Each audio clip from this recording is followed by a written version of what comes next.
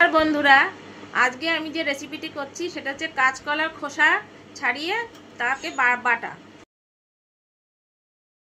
আমরা যে কলার খোসাটা ফেলে দিই, যেটাকে আমরা ব্যবহার করি না, সেই কলার খোসা দিয়েও একটা ভালো রেসিপি করা যায়। আজকে আমি সেই কলার খোসাটাকে আর ছুলে রেখে দিচ্ছি এবং সেটাকে দিয়ে একটা রেসিপি করব।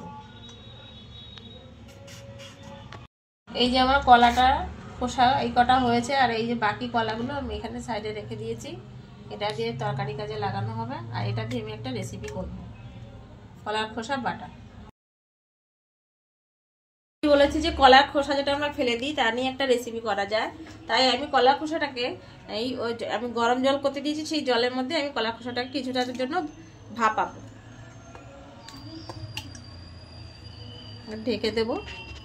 বলেছিলাম যে কলার খোসা দিয়ে একটা রেসিপি করা যায়, সেই আমি গরম জলে সেই কলার খোসাটাকে হাফ সিদ্ধ করেছি। এবার জাল ঝরিয়ে নিয়ে এটাকেও আমি শিল নোড়াতে একটুখানি বেটে নেব।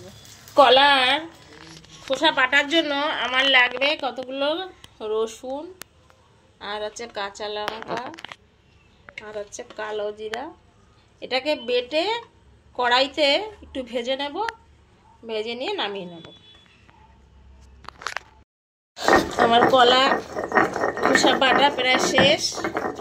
এবার আমি একটু কড়াইতে কালো জিরে ফোড়ন নিয়ে একটু হলুদ, একটু লবণ নিয়ে ফ্রাই করে নামিয়ে নেব। এবার তেলটা দিলাম ফ্রাই প্যানে, এবার একটুখানি কালো জিরা দিলাম,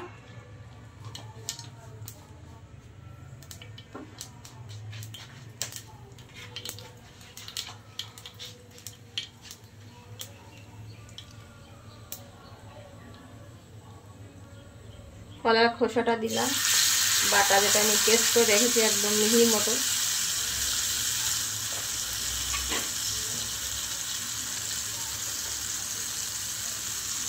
একটু লবণ দিলাম।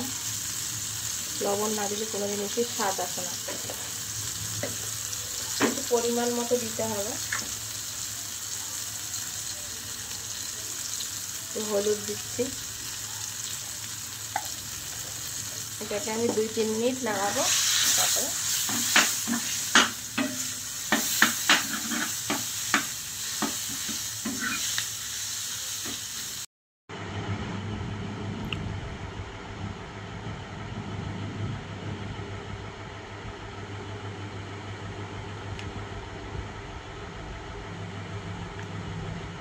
এটা কাঁচকলার খোসা বাটা।